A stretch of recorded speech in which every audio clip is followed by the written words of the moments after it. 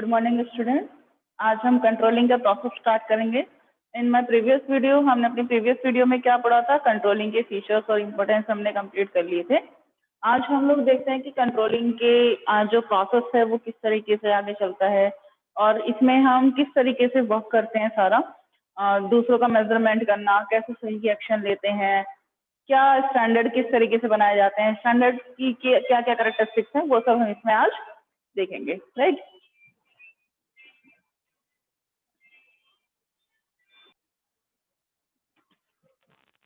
चलिए स्टार्ट करते हैं फर्स्ट पॉइंट से। First point is setting performance standard. Mean सबसे पहले जो हमारा काम होता है वो परफॉर्मेंस के लिए जो भी हमारा स्टैंडर्ड है हम उसको सेट करने का काम करते हैं। अब वो स्टैंडर्ड कैसे सेट होता है, उसका क्या तरीका है, उसका क्या क्राइटेरिया है, वो सारा क्राइटेरिया हम यहाँ पे स्टेप बाय स्टेप पढ़ेंगे। तो कंट्रोलिंग के प्रोसेस का जो नंबर वन फर्स्ट नंबर पे स्टेप आता है वो स्टेप कौन सा है, सेटिंग परफॉर्मेंस स्टैंडर्ड।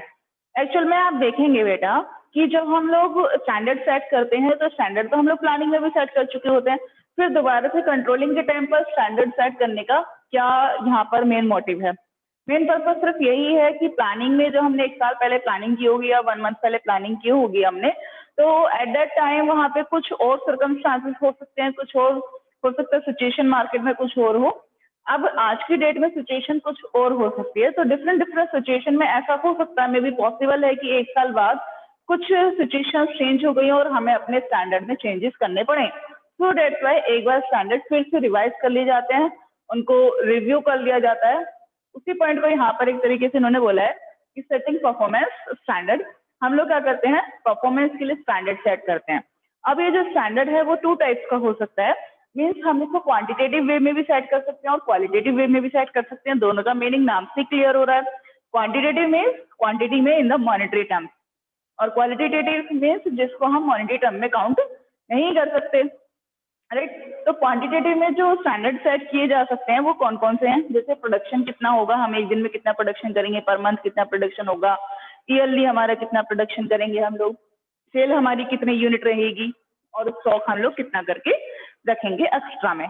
तो ये जो सारे हमारे स्टेप्स हैं ये किस में आएंगे, हमारे क्वांटिटेटिव स्टैंडर्ड में आएंगे। मीन्स इनकी हम क्वांटिटी सेट कर सकते हैं, कितना यूनिट हम प्रोडक्शन करेंगे, कितनी क्वांटिटी में, कितने टन में, कितने हम सेल करेंगे, कितना हम स्टॉक करके रखेंगे।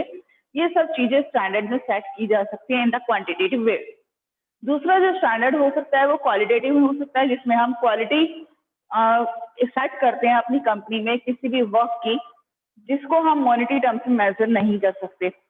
Just like the quality of goods, जो भी हमने गुड्स प्रिपेयर किया इन द प्रोडक्शन डिपार्टमेंट, वो गुड्स हमारी किस क्वालिटी का है, क्या ये पता लगाया जा सकता है? नहीं पता लगाया जा सकता कि हमने वो जो गुड्स रेडी किया है वो मतलब जो क्वालिटी है, क्वालिटी को मॉनेटरी टर्म्स में मेजर नहीं कर सकते, बट फिर भी हम उस क्वालिटी को क्या करते हैं, स्टैंडर्ड उसको सेट करते हैं कि A1 क्वालिटी होनी चाहिए, B होनी चाहिए या C स्टैंडर्ड की क्वालिटी हमारी होनी चाहिए।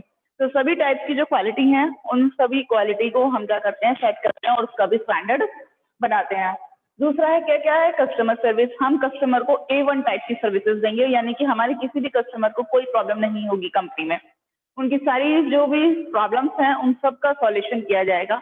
एट द टाइम इमीडिएटली हम उसको सॉल्व करने की कोशिश करेंगे। तो यहाँ पर ये किस चीज को कह रहा है, कस्टमर सर्विस की बात कर रहा है। यहाँ पर कस्टमर सर्विस, अच्छी सर्विस प्रोवाइड कराना कंपनी में क्वालिटेटिव स्टैंडर्ड में आएगी। इसका भी हम क्या कर लेते हैं, पहले से स्टैंडर्ड सेट कर लेते हैं कि हमें 100% जो अपनी कस्टमर सर्विस वाली जो फैसिलिटी है, क्वालिटी है, उसको मेंटेन करके रखना है। उसी से हमारी वैल्यू गुडविल मार्केट में इंक्रीज होगी। तो सो दैट्स व्हाई इसको हम टाइम टू टाइम क्या करते रहते हैं, रिव्यू भी करते रहते हैं।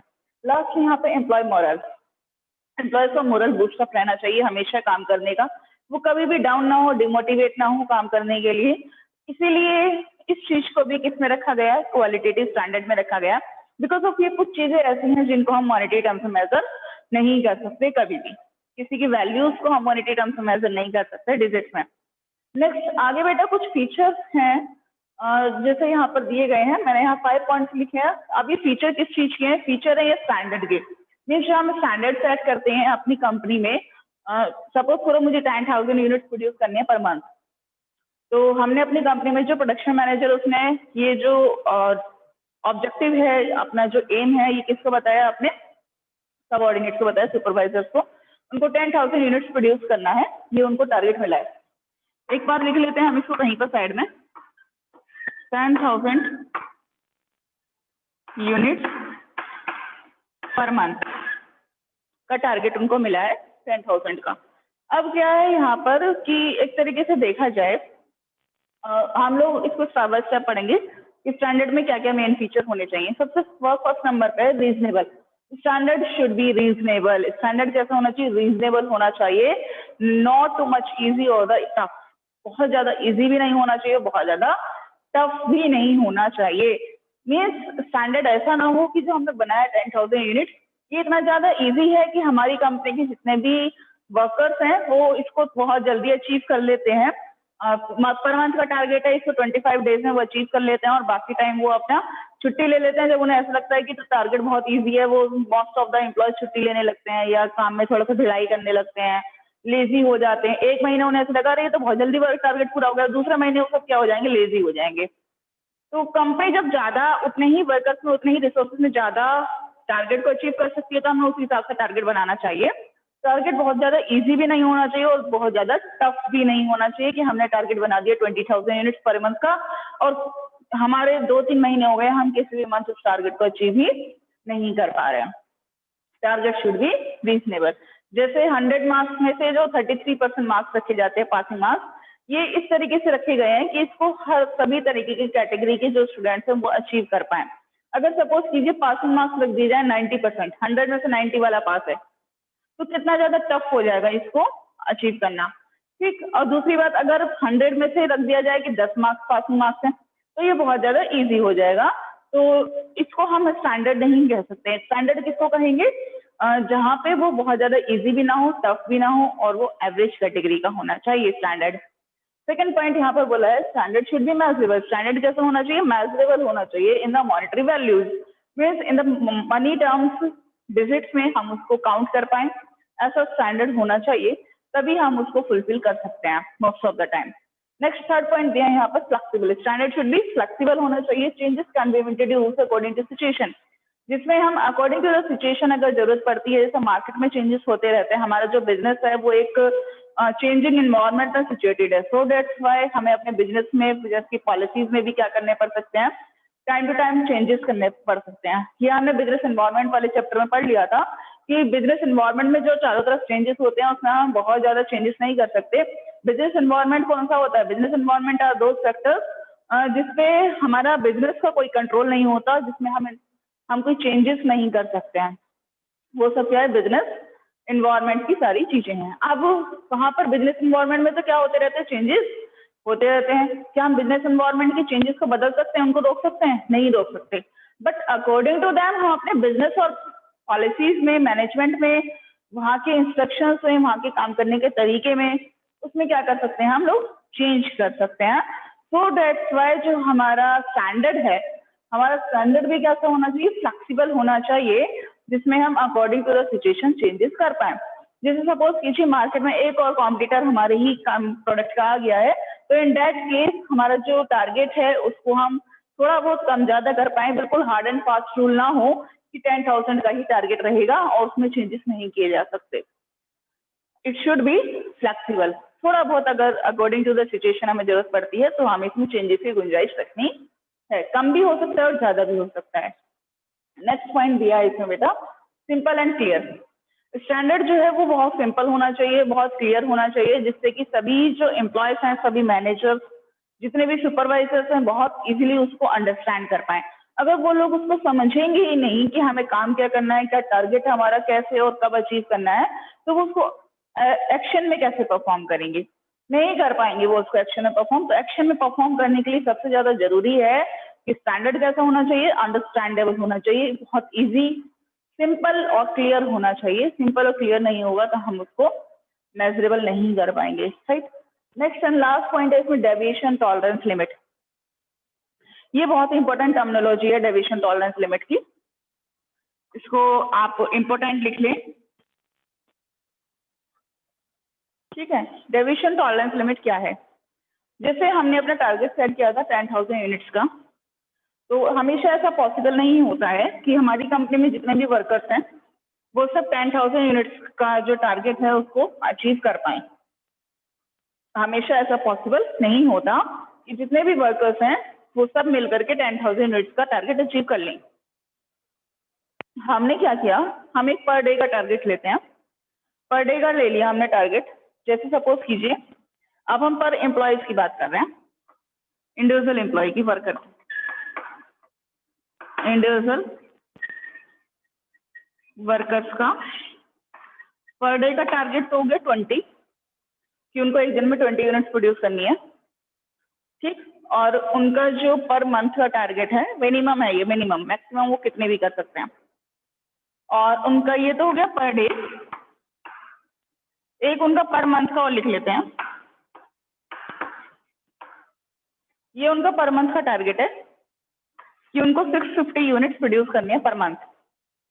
राइट, हमने टारगेट सेट कर लिया। तो अब सोचिए, जब एक क्लास में जो स्टूडेंट्स हैं वो सब एक ही कैटेगरी के नहीं होते, एक ही माइंड और एक ही तरीके से मोटिवेट नहीं होते हैं एम्प्लॉयज। ये भी हमने देख लिया था मोटिवेशन वाले चैप्टर में कि सभी एम्प्लॉयज को काम करने के लिए एक ही तरीके से मोटिवेट नहीं किया जा सकता। राइट, तो फिर यहाँ पर क्या है कि जब एम्प्लॉयज को टारगेट दे दिया गया 50 यूनिट्स आपको पर मंथ प्रोड्यूस करनी है, इन दैट केस क्या सभी एम्प्लॉयज 650 यूनिट बना सकते हैं? नहीं बना सकते। It is not possible because of company में सभी टाइप के एम्प्लॉयज होते हैं। कुछ एम्प्लॉयज बहुत ज्यादा एफिशिएंट होंगे, कुछ एवरेज कैटेगरी के होंगे और कुछ बहुत ज्यादा लेजी होंगे। जो लेबरियस तो होंगे बट वो जो है लेजी भी होंगे।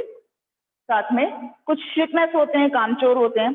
इस तरीके से डिफरेंट डिफरेंट टाइप के एम्प्लॉयज की कैटेगरी है कंपनी में। वो जो डिफरेंट डिफरेंट टाइप के एम्प्लॉयज हैं वो अलग अलग टाइप की यूनिट प्रोड्यूस कर रहे हैं।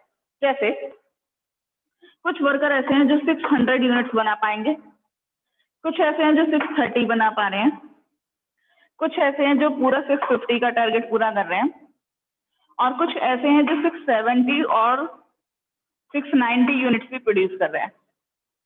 तो सभी ये क्या है, डिफरेंट डिफरेंट टाइप के एम्प्लॉयज की एक तरीके से हमने वैरायटी बना दी। आप सोचिए, जो पर्टिकुलर पर्सन, हमें मिनिमम कितने बनाने हैं? 650। जो वर्कर 650 बना रहा है, 670 बना रहा है, 690 बना रहा है, क्या वो एम्प्लॉयज हमारी कंपनी के लिए हार्मफुल सिचुएशन में? नहीं। वो एम्प्लॉयज कंपनी को पॉजिटिव लुक दे रहा है और वो बेटर है, तो हम उसके लिए उस पर जो भी उसका एक्स्ट्रा कमीशन होगा, उसका एक्स्ट्रा पेमेंट होगा, वो उसको पे कर दिया जाएगा।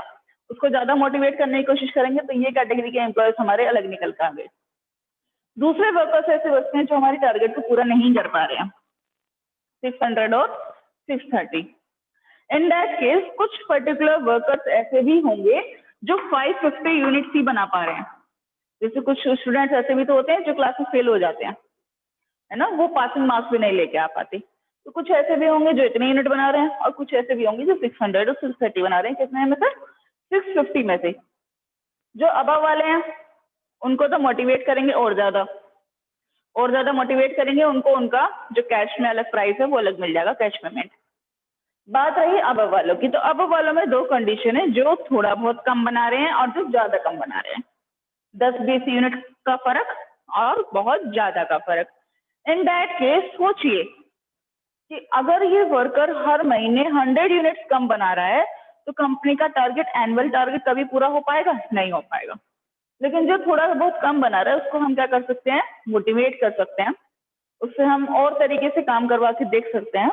थोड़ा सा मोटिवेट करेंगे तो शायद वो 650 तक पहुंच जाए, 630 वाला। सही। यहाँ पर वही चीज कहने की कोशिश कर रहे हैं। हमें क्या करना है, अपनी जो स्टैंडर्ड है उस स्टैंडर्ड में एक डेविएशन टॉलरेंस लिमिट सेट करनी है। डेविएशन इज डिफरेंस की, टॉलरेंस लिमिट में एक ऐसी लिमिट सेट करनी है जो टॉलरेट की जा सके। एक ऐसा स्टैंडर्ड सेट करना है, एक ऐसी लिमिट बनानी है हमें ऑब्जेक्टिव के अंदर जो टॉलरेट की जा सके कि इतना अगर कोई वर्कर कम बनाता है तो चल जाएगा, नुकसान नहीं हो रहा कंपनी को कोई बहुत ज्यादा। जैसे अगर कोई वर्कर 20 यूनिट कम बना रहा है, 30 बना रहा है, 630 या 600, 50, 20, 30 यूनिट कम बना रहा है, तो हम उसको क्या कर लेंगे? टॉलरेट कर लेंगे। वो वर्कर्स कंपनी के लिए हार्मफुल सिचुएशन में नहीं है, चल जाएगा, क्योंकि इन्होंने थोड़ी बहुत कम बनाई, इधर थोड़ी बहुत ज्यादा भी तो बन रही है ना। अगर इन्होंने 20-30 यूनिट ये वर्कर्स कम बना रहे हैं, तो 20-30 यूनिट जो एफिशिएंट वर्कर्स हैं, जो ज्यादा इफेक्टिव हैं, वो क्या कर रहे हैं? उस यूनिट्स को ज्यादा बना रहे हैं, तो बैलेंस होता जा रहा है। 20-30 का। ऐसी टॉलरेंस लिमिट हमें सेट करनी है जो टॉलरेट की जा सकती है, जिससे हमारे ऑब्जेक्टिव में कोई भी मीन्स बैरियर ना आए आगे। उस लिमिट को हमें सेट करना है। अब सपोज कीजिए हमने वो लिमिट सेट कर दी अपनी 600। कितनी सेट कर दी हमने डेविएशन टॉलरेंस लिमिट? 600 हमने सेट कर दी डेविएशन टॉलरेंस लिमिट। लिख लेते हैं यहाँ पे एक बार सब थोड़ा सा रफ करके। डेविएशन टॉलरेंस लिमिट कितनी सेट करी हमने? 600। 650 का टारगेट था। अब हमने सिंपल अनाउंसमेंट कर दिया है, जो पर्टिकुलर में सुपरवाइजर के माइंड में ही डाल दिया है, वर्कर्स को तो नहीं बताते, सुपरवाइजर के माइंड में ही डाल दिया है कि जो पर्टिकुलर वर्कर्स 600 यूनिट्स बना लेते हैं at the end of the year और at the end of the month, तो वो पर्टिकुलर वर्कर्स तो हमारे लिए ठीक है, हार्मफुल सिचुएशन में नहीं है, वो कंपनी के लिए कोई बैरियर क्रिएट नहीं करेंगे। बट जो पर्टिकुलर पर्सन 600 से भी कम बना रहे हैं, वो जो पर्सन है कंपनी के लिए वो एक तरीके से कंपनी की अच्छी सिचुएशन के लिए यूजफुल नहीं है और उनको कंपनी से निकाल देना चाहिए। उन पर हमें काम करने की जरूरत है, उन्हें अलग से ट्रेनिंग की जरूरत है, उनको मोटिवेट करने की जरूरत है। मोटिवेट नहीं होते हैं तो फिर उनको कंपनी से निकाल दिया जाए, डिसमिस कर दिया जाए। इस तरीके से एक लिमिट सेट करनी है हमें, डेविएशन टॉलरेंस लिमिट, एक ऐसी टॉलरेंस लिमिट जो कि टॉलरेट की जा सके। 650 का टारगेट अगर हमने बनाया, 650 का स्टैंडर्ड, उस स्टैंडर्ड के साथ एक टॉलरेंस लिमिट भी सेट कर दी जाए। हमने सेट कर दी 600 यूनिट। जो वर्कर 600 से कम बनाएगा वो कंपनी में नहीं रहेगा, जो 600 तक बनाएगा वो आगे चल जाएगा, उसको हम नेक्स्ट टाइम से मोटिवेट करेंगे और अच्छा काम करने के लिए।